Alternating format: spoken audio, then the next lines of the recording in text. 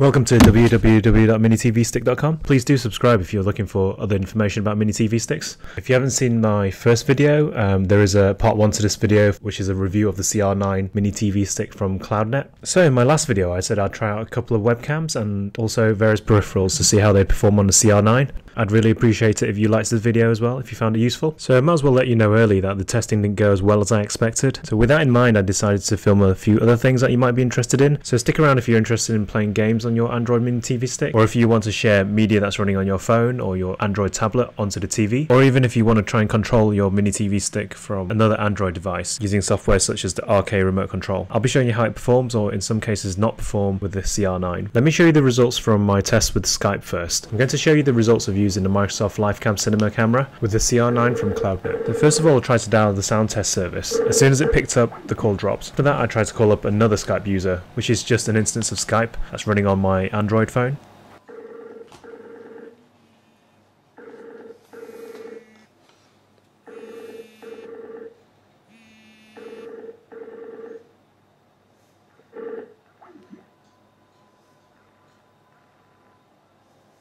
And as you can see, the result's pretty similar. It just drops as soon as I pick up the call. I was really surprised that this was the behaviour, given the stability of the stick so far, so I decided to try it a few more times. And as you can see, the result was the same. I'm not going to bore you too much with the results from the Logitech camera, because the results are the same. The call just drops as soon as somebody picks up. So as you can see here, I'm trying to call my mini TV stick from Google Hangout. I've got Google Hangout running on an Android phone, and as soon as I call it, the mini TV stick does know it's being called. But as soon as I pick up, it's similar to Skype. The call just drops. Again, I'm not going to bore you with showing you this behaviour on both the cameras, because the behaviour is the same on the Microsoft Webcam Cinema and the C270 Logitech camera. So with the surprising results, I decided to download a couple of camera only applications, and as you can see here, to my surprise, the camera worked. So it didn't really make sense. How come this application could see the camera, whereas Skype and Google Hangout didn't seem to allow me to do calls? I downloaded a sound meter application and then found that the stick didn't seem to pick up any kind of sound. So I'm not sure what's really happening, but from initial investigations, it looks like perhaps the software just isn't able to pick up the mic on the two cameras. As you can see here, both cameras have mics. Anyway, that's enough with the camera and Skype and Google Hangout. Just want to show you now some applications that I tried are designed to allow you to share media from your phone or your other Android devices onto the TV. After this, I'll be showing you a remote control application called the RKRemoteControl, which you can use to control the stick, kind of like the Air remote that I use, and it's also designed to be able to be used as a gamepad,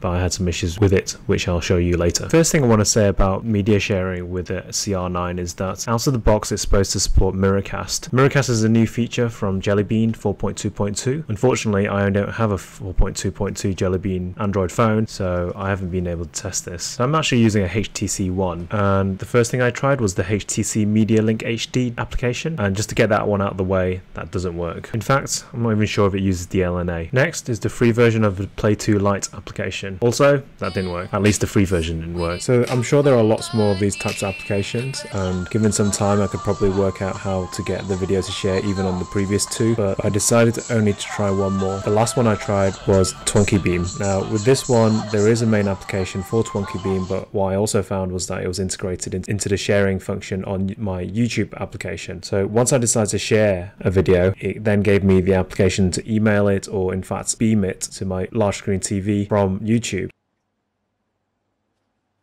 As you can see, this works. The video suddenly appears on my large screen TV, and from here, from my phone, I can now also pause the video or continue to play it. Saying that though, it was a little jerky, and I also found the controls to be slow at times, so it seemed like quite a pointless exercise actually, at least in the context of somebody using this for themselves. Maybe it'd make more sense in a situation where maybe you're at a party and there's several people and you want to share media whilst with the group, and I believe that's what it's been designed for. Right, so the last thing I want to show you is the attempts I had at trying to play games on the CR9 using various controllers, using two controllers. The first one is my PlayStation 3 controller, and as you can see here, I can use the controller to get around the menu and do basic operations. So this is probably suitable if you just want to use it to start applications or watch XBMC. From some other YouTube videos, I've also seen that you can play specific games with this, but just to set expectations, it seems as if it doesn't work with every single game. I also looked for a adapter of some sort, some kind of application to make this work. So there is an application called 6-axis that seems to be quite well regarded. However, when I tried the compatibility test for 6-axis, it showed that this particular stick was not going to work. The other thing I tried was the RKRemoteControl. This application looks really promising to me, but it was just massively confusing. One of the things I've been spending too much time doing recently is playing Minecraft, and I would have loved to have played Minecraft on the mini TV stick, but as you can see here, the control scheme just doesn't work. I have no idea how the controls on the phone map to the ones on the screen. It just doesn't work. If somebody has worked out how this works, it will be great. I'd be more than willing to post another video to show that it does work, but until then, it just doesn't work for me. The RKRemoteControl application also has a separate function where you can move the mouse around, use it like a TV remote control. Now this works, but there are drawbacks to it as well. You'll find that it actually uses the bandwidth on the Wi-Fi, which means that when you're moving the mouse around, your video starts to stutter. So this seems to be a fundamental design flaw. Additionally, when there's contention for bandwidth on the stick, you'll find that the movement on the mouse is jerky. So in my case, I would definitely stick with the RC11 or similar remote control if you have one. I think you could probably use this as well, but I would only use it as an emergency replacement. Right, so we come to the end of the video and part 2 of the CR9, I guess, review. And it is a lot of things haven't worked in this video, but I have noticed on the FreakTab website there is another ROM for this stick. So if I get some more time, I will load that ROM and see if any of these things change. So there has been a new ROM that's been created by NeoMode. I do know that one of the distributors for Cloudnet are in Germany, so I imagine some kind of ROM will come out of some of the guys in Germany who are using the stick more. Thank you for watching. Please subscribe, and I'll catch you next time.